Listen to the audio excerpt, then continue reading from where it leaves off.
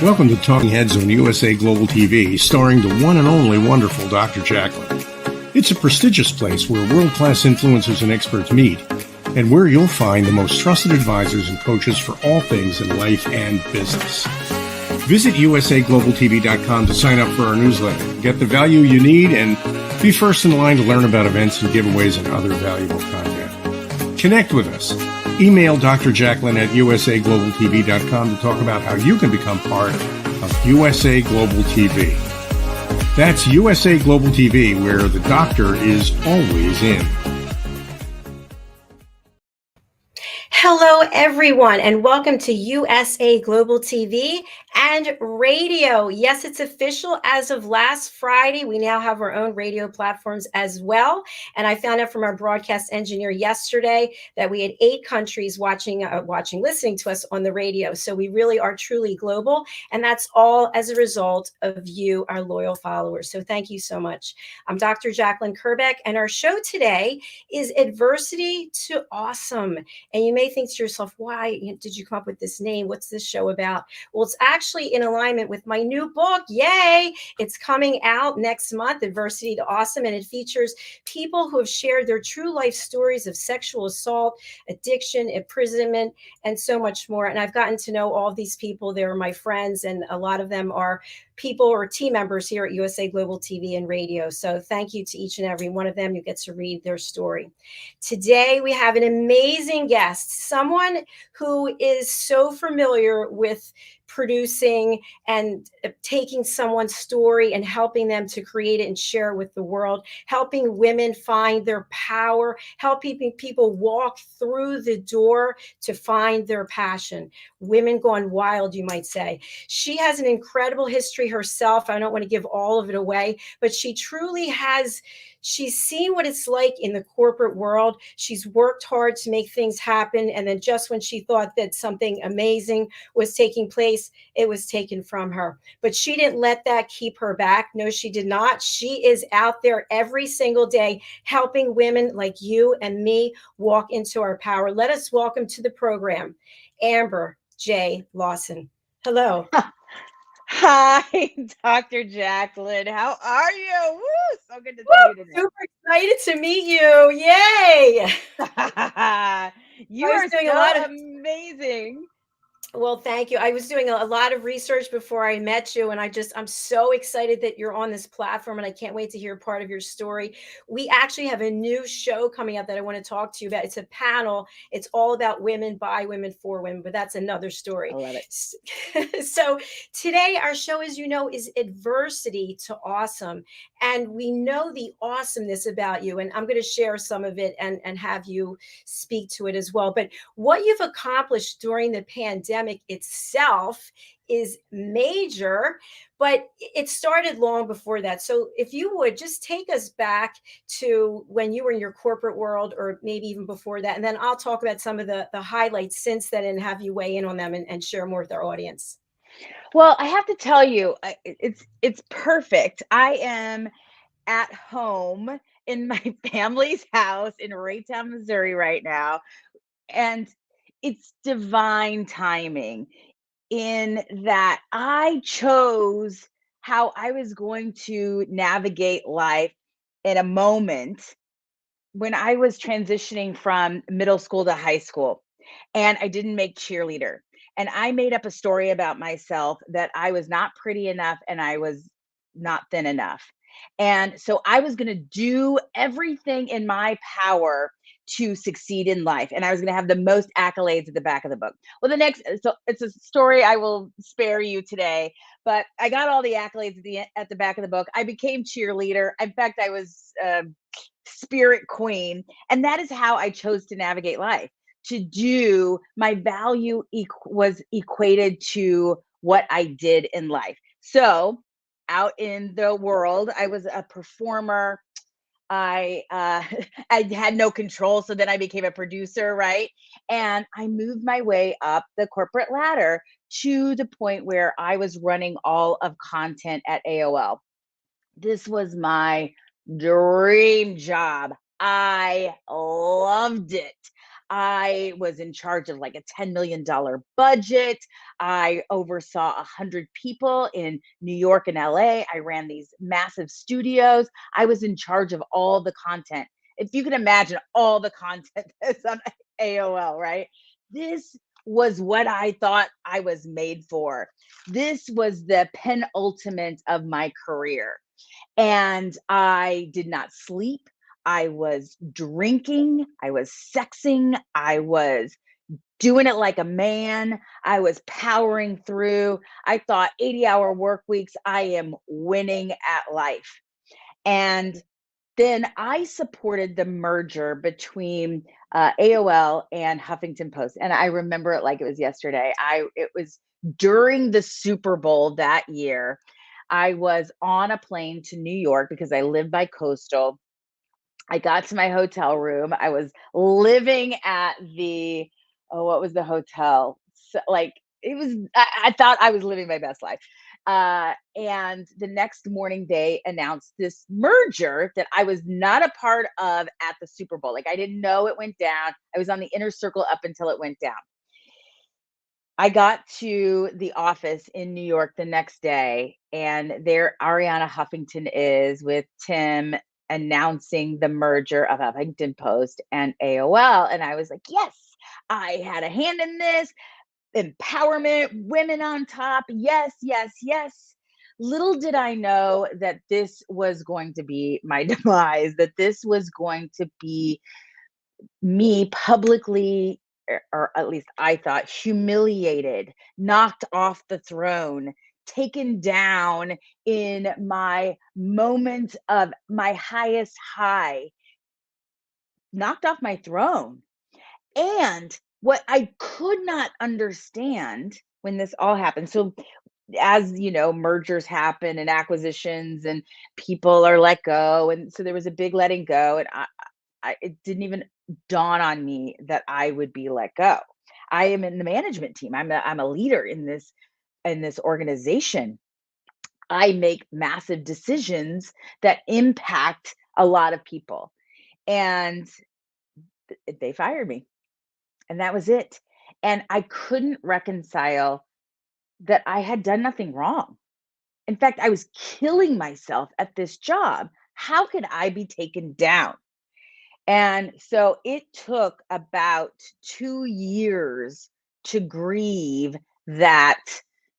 How could I be so publicly taken out of this role and not have done something that was a failure? And that just didn't make sense to me. Wow, Amber, what a story. Amazing. And I could relate to what you were talking about living and working in that masculine energy. Go, do, be, go, do, be, show up. Here I am. I can do everything, because we always have to prove ourselves against our male counterparts. And so here you are, it sounds like you were in this lifestyle that, with drinking and other things, maybe was a little out of control, because you put your heart and soul into what you were doing. And then the people closest to you basically just stabbed you in the back. So of course that's all in the past, and look at you now. But for people who are going through that, I just want to spend a little time on that, because there are people going through things like that right now. They might not even know what's coming for them, because they're so busy doing, going, being 80 hours a week. So when you've had this, when you had this happen to you, and these people are so close to you, what is the first thing that you did to try to come back from that? I went to Mexico. I love it. I did. I cried. And that began my journey into vulnerability as a superpower, of opening my heart and allowing others to support me and show up for me in my darkest hours, in the hours that I just didn't know, like, who am I? If I am not this role, who am I?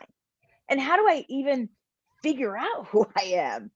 I didn't even know how to begin that journey. And so for me, I went to South by Southwest. I still had to perform in the role. And I was on stage with celebrities and moderating and speaking into this with Gary Vee and Rick Fox and all of these people, and it wasn't public knowledge yet. So I felt like a liar. I remember being in the Hilton lobby with one of my old coworkers from Mania TV, Stephen Goldby, and I just lost it. I just released all of that. And the truth of the matter is, I had been holding everything close to the vest.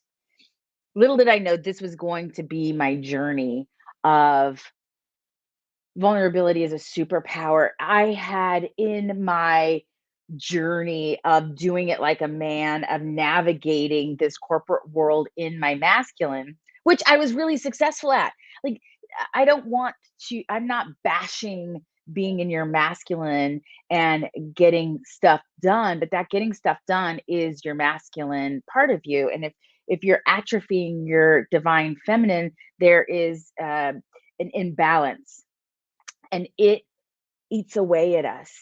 So when I was in competition with women, when I thought there wasn't enough, this lack mindset of I had to claw my way.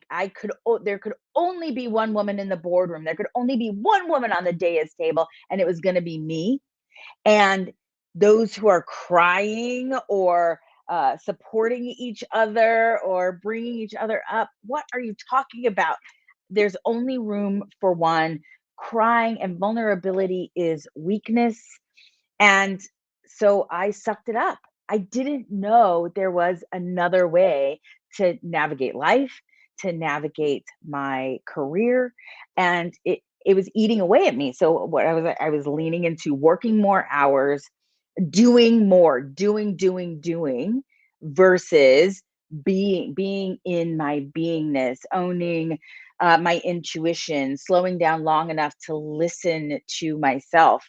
And so those are that is the journey I've been on, and which I reach back and bring others with me into the wisdom and knowledge that I have painfully gone through, that I have clawed through, that I have had to rip open my heart in order to get in my bones, to bring the balance back. So do I still do in life? Absolutely. But I also tap into my intuitive knowing. I connect to my divinity, to Mother Nature, to flow and allowing, receiving, as opposed to always giving, doing, penetrating, purposeful, getting to the end and crossing it off the list. So those who are going through a transition, an awakening,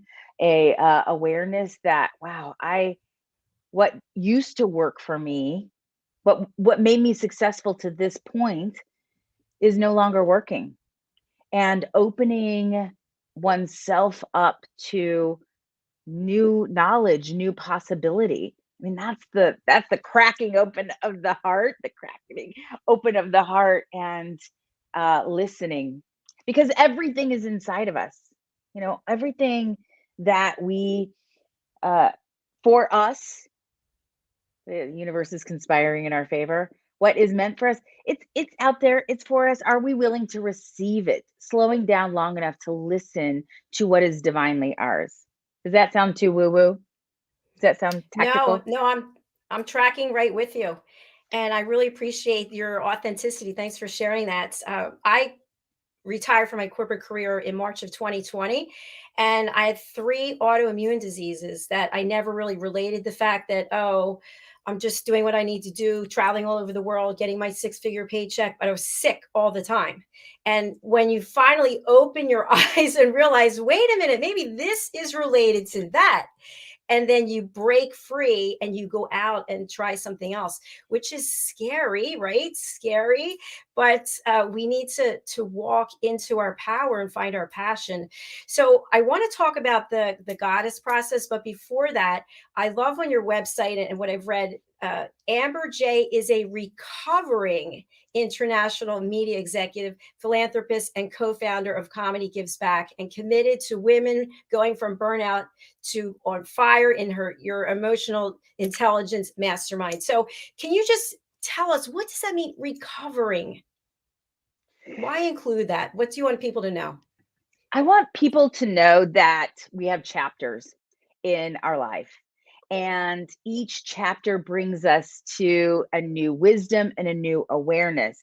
So, the things I learned, the muscles I built around the media world, these invisible rules that I was following, that I needed to do X in order to get Y, so I had to have in order to, or I had to do in order to have, then and only then could I be happy, could I be in love, could I be joyful in my life. But I had to work hard and do all the things and follow all the rules in order to achieve certain status, such that I would have value enough to be worthy to be in partnership with a lover, or to have a multi-million-dollar company or vision, that I would have to do. I would have to get my PhD. I'd have to do all the lessons in order to be a coach or a wise woman, or to step into a new chapter in my life. So yeah, I'm recovering from the patriarchy. I'm recovering from these roles that I used as bumpers until I knew better, until I had new wisdom and new tools to support me on my journey. Brilliant. Thank you so much. What would you share with our audience about what you learned in the corporate role versus what you've learned outside of it? So for me, I have a master's and a doctorate, and I think, oh, I never use that, and never use that, and never use that. And now out on my own, I have to learn all these new things that they didn't teach me in school or in corporate. So what have you found?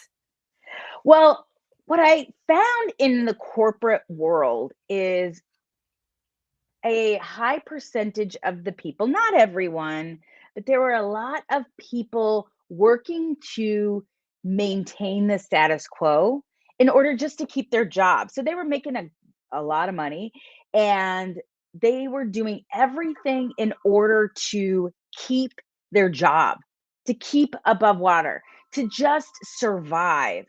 And that is that is not what we're meant to do in life. It's just not what we're meant to be as human beings. We are not human doings. We're not just meant to go print the do the thing, make the donuts, move on to the next thing, and die. We are meant to be, the fact that we are here on the planet at this time, these are the awarenesses that I've learned. The fact that you are here is a miracle. Like, what it took for you to come into the physical realm and to be you is magic. I mean, it's truly magical. And you aren't just here to survive, you're here to thrive. You are meant to have the specific makeup.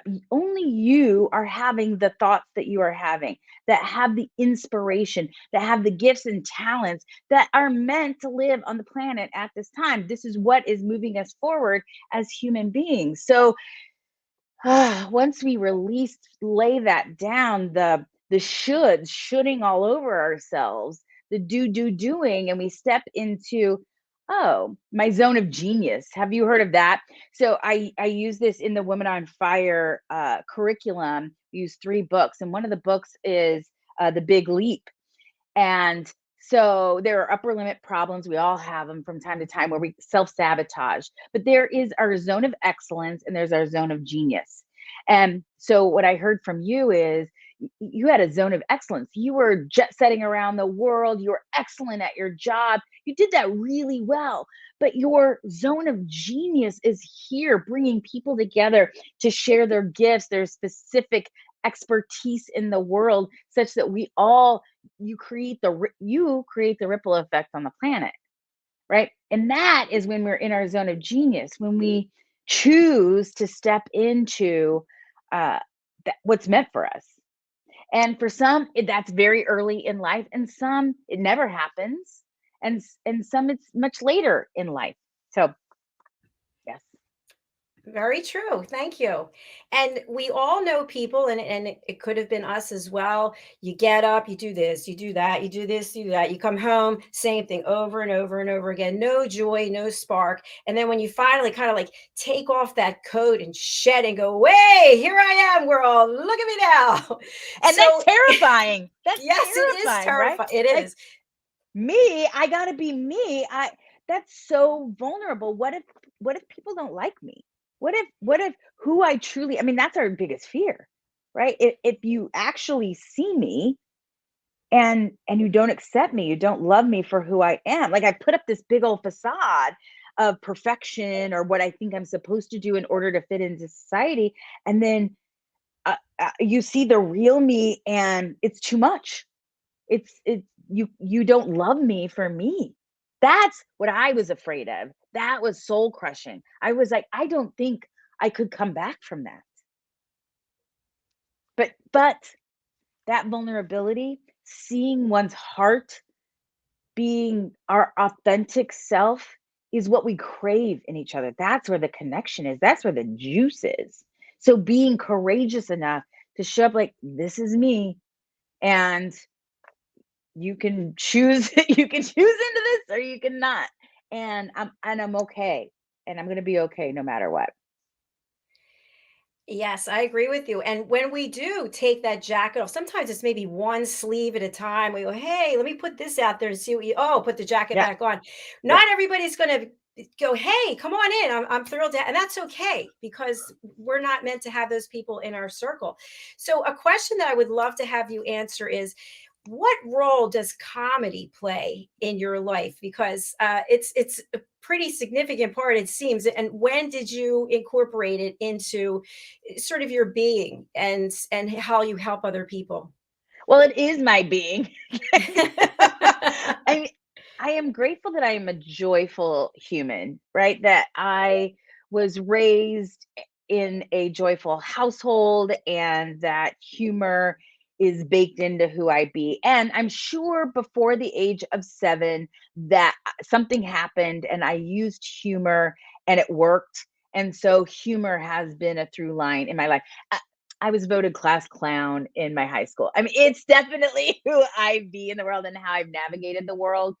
And I got a degree in theater. I was a performer. I was always the comedic relief. I went to Second City. I performed in Chicago with the likes of Tina Fey and Amy Poehler. I moved to LA, and as a performer, and then I shifted into being a producer. Humor works. Then I would host, I would be on these panels, I would be moderating panels and bringing levity into some really dry topics, some, stodgy business, numbers, which are important. I don't downplay numbers, but bringing joy and humor and connection has always been at the core of who I am. So when I moved to Los Angeles, I was a comedic performer. I was never a stand up comedian, I was always a sketch performer. And 10, 11 years ago, so I was always in the comedy industry as a performer and then as an executive. And so I gave people money to express their comedic art. And I did it around the world. I worked for a company called Babblegum, which was international, is based in Italy and London. And we put Funny or Die into a mobile app. Like we've been there. I gave Kevin Pollak his first directorial debut. I loved it. I love comedy. I love laughter. I love crafting jokes. I love smart comedy. I like having people think, because I truly believe our comedians are our soothsayers, our truth tellers. They give us our medicine with a spoonful of sugar. We don't realize that we're getting new ideas and new possibilities through laughter. And the truth is, laughter raises the vibration of the planet. Laughter raises your vibration. It's actually proven to make your health better if you can laugh. I did a whole talk on wellness and laughter. Laughter actually makes you healthier, and I believe it just as much as I believe putting on a song and moving your body for 3 minutes will shift your spirit. It will shift your whatever state you're in. But 11 years ago, I partnered with two women, two of my best friends in my life, Zoe Friedman and Jody Lieberman, and we created Comedy Gives Back. And comedy and charity have always lived together. And we added the element of digital, of innovation and technology. So we began live streaming comedy around the country. And then in 2013, around the world, we did a 24-hour global digital telethon and raised money for Malaria No More. And we had the likes of Zach Galifianakis and Jim Jeffries and you name it in Australia, London, New York, and LA. And so we pivoted. So we were helping other nonprofits through laughter and raising the vibration of the planet. And 2017, 2018, we had this aha that no one is taking care of the comedians. So actors have actors equity, they have SAG, they have directors have the DGA, producers have the PGA. They have these foundations to support when one of the professionals in the community gets ill, or it gives resources, it brings everybody together in community. There is nothing like that for comedians. So we stepped in to become the safety net of the comedy community. So we support the community in when stuff happens. So a car breaks down or whatever. So, or they need to pay their rent, something like that. So Music Cares, we modeled this after Music Cares. Music Cares does this for musicians. We do it for comedians. So stuff happens. Mental health services. So we have about 25 people in therapy through our mental health services that we pay for. And we put people through substance abuse recovery. And right now, in fact, part of the reason why I am here in Missouri at this time is I'm going on tour with Comedy Gives Back to all the comedy festivals. So our intention is whenever there is a gathering of 20 comedians or more, that we have a recovery room where we host daily recovery meetings to support the comedians as they're out in the world, so they have a safe place to come to get away from the booze and the partying, but also to come together in community. So that's just one of the many things that we do. And the industry was like, of course, I've always wanted to do this. But it really took the passing of one of our own, Brody Stevens, was very vocal about his mental health and the ups and downs of that. And he committed suicide. And it was a pinnacle moment in bringing the community together. How do we unite each other? We collect funds. We find ways. So now that's what we are doing in order to bridge the gap such that others in our community have the resources so that we hopefully don't have those kind of outcomes moving forward. So that is Comedy Gives Back. That is my heart and soul as my mission in the world in comedy. And then I sprinkle that into the women's work that I do, bringing depth and levity. Oh, I love this. So important. And I went onto the YouTube channel Comedy Gives Back, and I watched the testimonials of the comedians who are up and coming, and how much what you and your team are doing has touched them and changed their lives. And we talk on a number of shows on this platform about mental health awareness and tying it to creative arts. And what we found from a number of artists that we've interviewed is the pandemic really crushed people. I mean, they had literally no income whatsoever. They went from performing, being on stage, being locked down, and not being able to do anything. So my question for you is, just as the show is adversity, when people are performing and there's a constant pressure that you felt, in front of a crowd or whether you're being filmed, how do you take steps to make sure that mental health is a priority? And not just you, but the people in your community, to put that at the highest level. You're giving back and helping other people. What can people do themselves so they don't go down this path? Because the pressure is on to perform in front of the public. Well, I'll say that the pandemic, the good news that happened in the pandemic is mental health became socially acceptable. Taking care of one's self-care, self-love, taking a mental health day, as it used to be a joke, now is socially acceptable, and getting support for our mental, we go to the doctor for our physical health when something hurts us. Why is it so taboo that we not take care of our mental health? And the pandemic really shined a light on, our mental health matters. And so for us in Comedy Gives Back, we have resource cards, we have suicide hotlines, we use BetterHelp as one of our tools. We help people navigate resources to uh, talk it out, turn inward, find a group. So one of the things that we do in the Spark and Women on Fire program is just that, sitting in a sister circle, finding a group of men or women. It could be a mixed group, whatever calls to you. Maybe it's your church. Maybe it's my mom's a Red Hatter. Maybe it's a Red Hatter group. Maybe it is your brunch girlfriends, but a group of people that you can trust, that you can, and sometimes that's not our friends and family. Maybe it needs to be someone out of us. And the beautiful thing about Zoom and these virtual courses and groups, I host a tribe of women, is it's kind of, nobody's there that knows you, and you can speak into the space what's on your heart.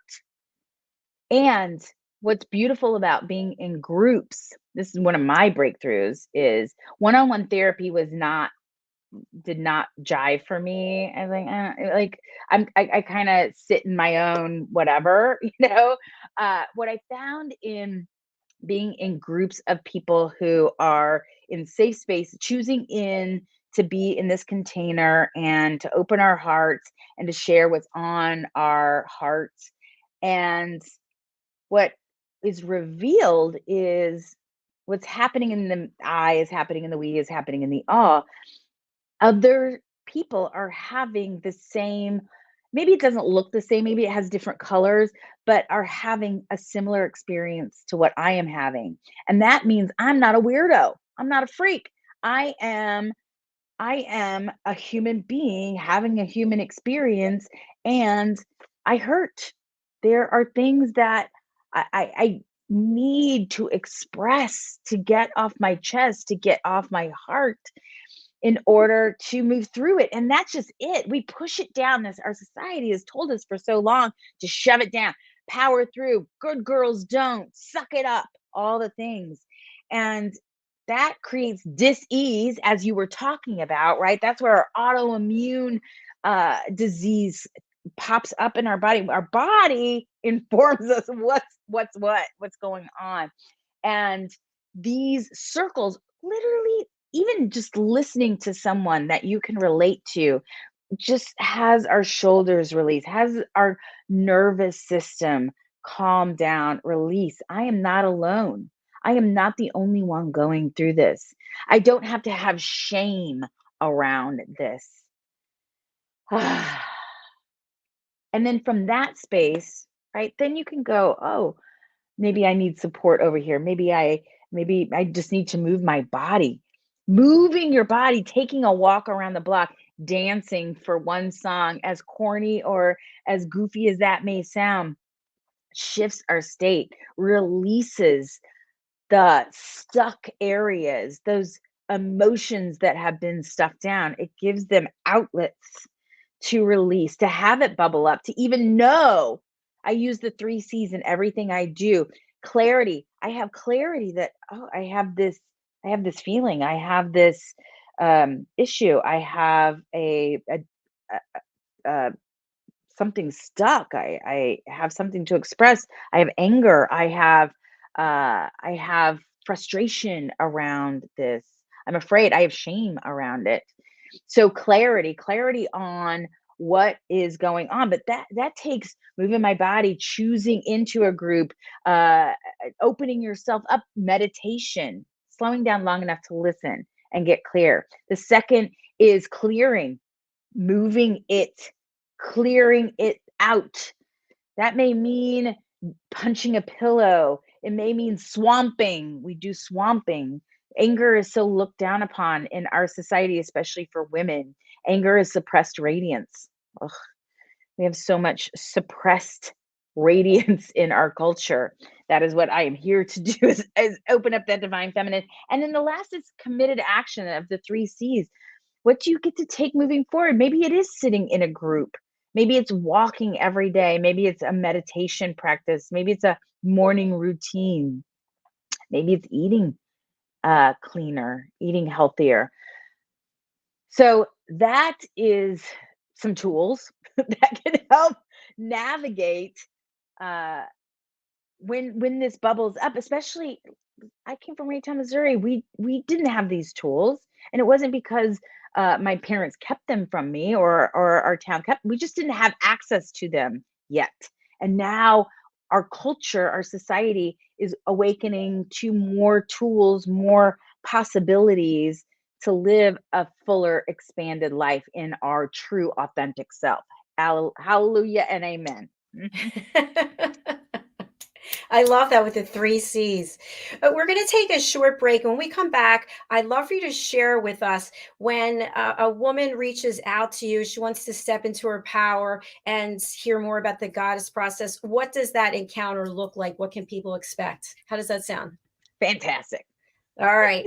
Fabulous. Thank you. Okay. So we're going to take a moment right now and hear from a couple of our sponsors, and we'll be right back with Amber J. Lawson. Stay with us.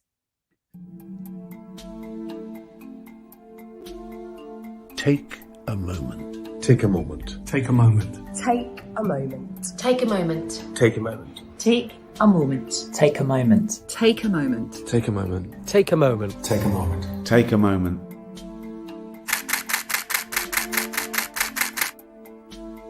So I've had the privilege of photographing some incredible people over the years, and during each shoot I've asked the subject to close their eyes and take themselves to a peaceful place just for a few seconds. I've found that this really helps to refresh the energy between the camera and the subject. They had an energy that was quite special and quite different from the rest of the shoot. The collection grew, and now it feels the right time to use it for something good. I think it'd be amazing if we could help to raise awareness and involve people in the discussion about mental health. So what we're asking to do is for everyone to upload their own self-portraits. All of these portraits will become part of a massive artwork. I'm really excited to see this project go from hundreds of pictures to thousands of pictures. Essentially, an ever-evolving artwork that says we're all in this together. Close your eyes and take a moment.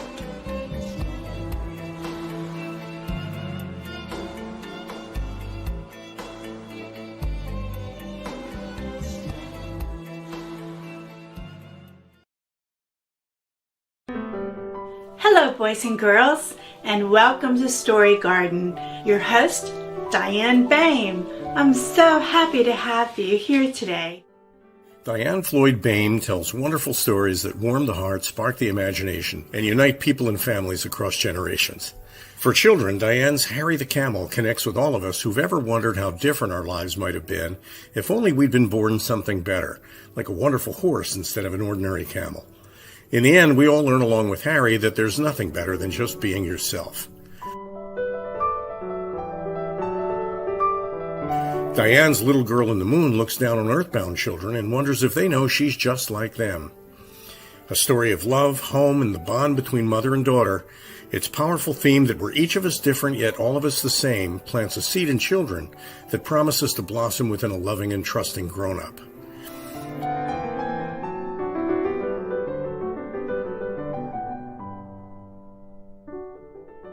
Diane's new biography, Rise, recounts the experiences of her grandmother, Ruby, to reveal the hidden strength of the human spirit. Ruby's story inspires all of us to become the best versions of ourselves.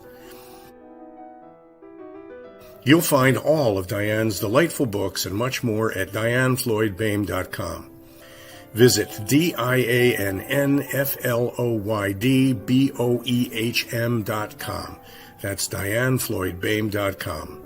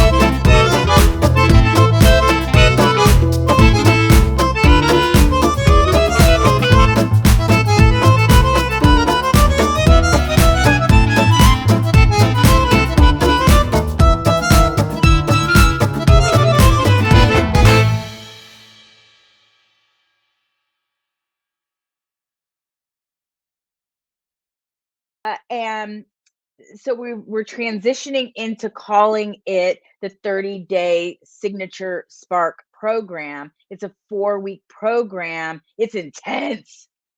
It sneaks up on you. So self-care. So I'll go back to how goddesses come my way, how divine feminine beings show up in our world. So I'm a clubhouser like you, right? Yes. I host a daily show on Clubhouse called Daily Kickstart with Laura Saltman, and we bring in various facilitators and healers of various modalities to support us on our transformational journey. And it's the first time in my life actually that I feel really connected to a tribe. Like, I really am experiencing what tribe is, what a community feels like, because everybody supports everybody. They're in each other's programs. And over the past year and a half that we've been doing this show, I have seen tangible, tactile, full on transformation in people's lives. They have moved, they've started new careers, they've stepped into their talents. It's been absolutely magical. And so how they work with me, however they come to me, they come to me through Clubhouse, maybe on my social media through Goddess Process or Amber J Lawson. They show up. I do it's called a Wealthy Wild Woman 3-day challenge, which I just did one. And so we do these live challenges that walk us through the 3 C's. I use different tools every time, but that's always the foundation of everything I do. So usually people enter at whatever place they are called to.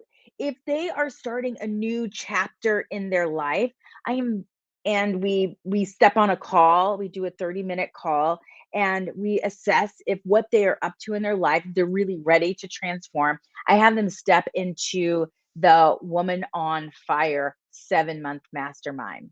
And this is a tactical tracking of transformation.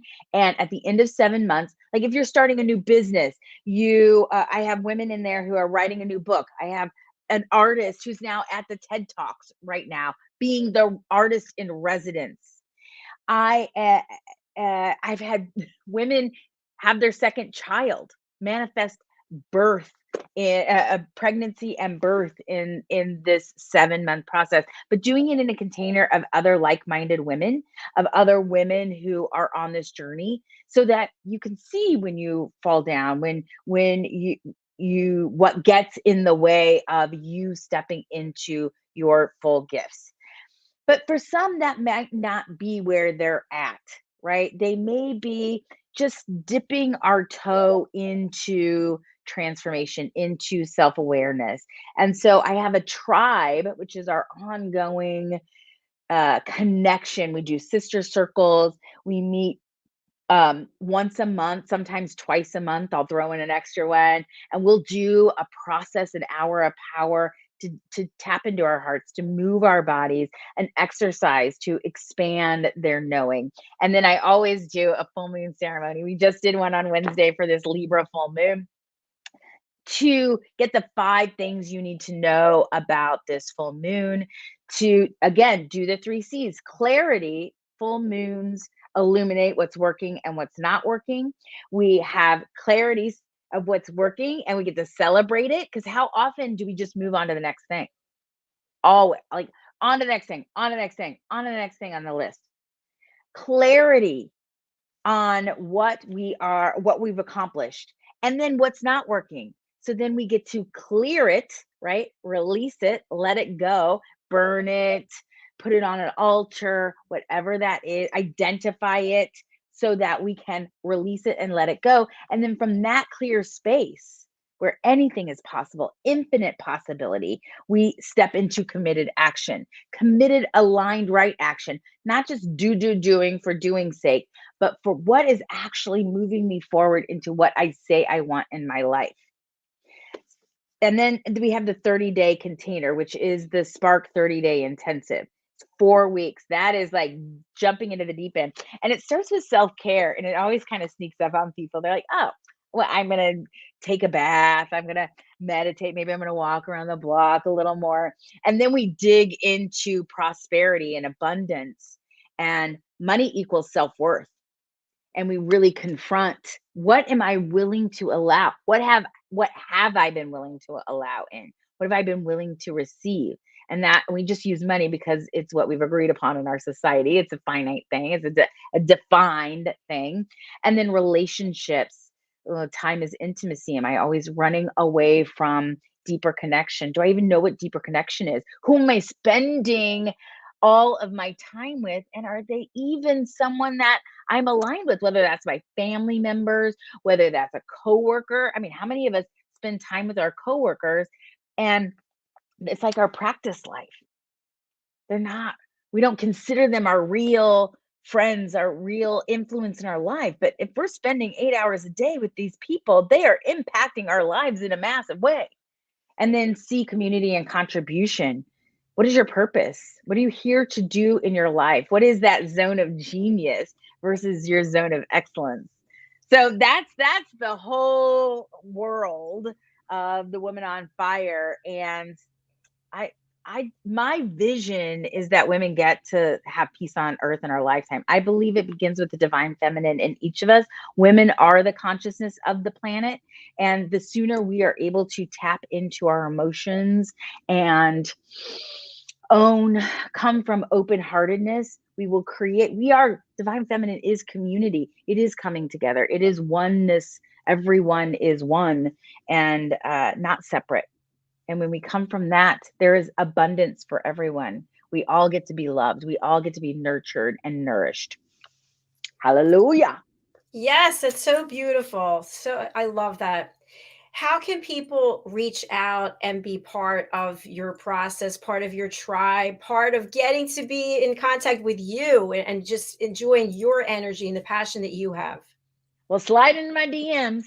That's number one. Pretty accessible.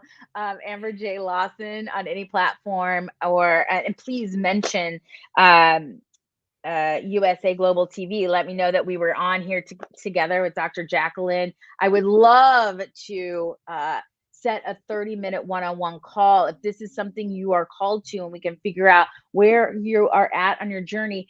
But if they just want to jump in, go to goddessprocess.us/tribe and join Tribe. It's $1 for the first month to get started, and then $18 after that. But everybody's got a buck, right? I really wanted to make it accessible so that all women could start this journey and then navigate what's your jam, what are the things that resonate with you, and then go deeper in that area. So thank you for offering that up, and thank you for this divine space you hold, that you've created, and the ripple effect you're creating on the planet. Well, thank you, Amber. It's strong women like you who give me the encouragement and who's given me the encouragement, and I really appreciate that. We've got 20 to 25 live shows every week, so I'd love to have you come back and be on other shows and talk about other things.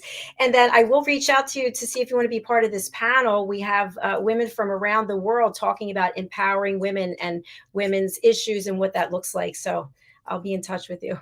Yes, I'm a full-hearted yes. Okay, yes, fantastic. All right, thank you so much. And just one more time for people listening on the radio or people who can't read the banner, the best way to get in touch with you is Amber J Lawson on every platform, at Amber J Lawson, at Goddess Process, GODDESSPROCESS. Come on down. I am so blessed that I got to meet you today, and I'm excited to see where we can go together to help other people. And thanks to Vanessa, by the way. She's a sweetheart. Vanessa's awesome. Vanessa. All right. Thank you again for being here. We've got another show. Our cooking show is coming up right now. So you have a beautiful weekend, and I'll be in touch with you early next week. You too. Thank you so much. Happy Thank Easter, you. happy Passover, all the things. Yes. Happy. Bye, Amber. Bye. Oh, you see why I love what I do? Because I get to meet people like Amber, just amazing. There's her contact information one more time. She's on all the platforms, and she's made it so easy by using her name. I often wonder why people have this platform, is this thing. That it's so easy. I went over to her Instagram. I'm following her. I'm following her on Facebook. I sent a connection for LinkedIn. So you do the same thing, because if you just sit and keep doing the same thing that you're doing every single day, you're never going to see what opportunities are out there. And when you take off that coat and you step into your light and your glory, you will shine, and you will just be a bright light in the world, helping other people. And it feels so darn good. That's all I can share with you. Okay. We've got a full day of broadcasting left. Our next show is the United Kitchens, and our celebrity chef, Ricky McKenna, is whipping up provincial flounder. So stay tuned for that. Also, one last comment for anyone who might be interested. This is the last week. Our reunion show is 6 hours of live streaming. That's right. On Sunday, May the 1st, Al Cini is joining me to co-host. And this is not a show about interviews. This is a promotion platform. If you want to take 15 minutes to promote your book, your film, your poem, your screenplay, your business, your service, your product, please go over to our website, usaglobaltv.com, book your session. We've got, I think, 5 spaces left, and then we have to close it out because obviously there's 6 hours of live streaming. We can only have so many people.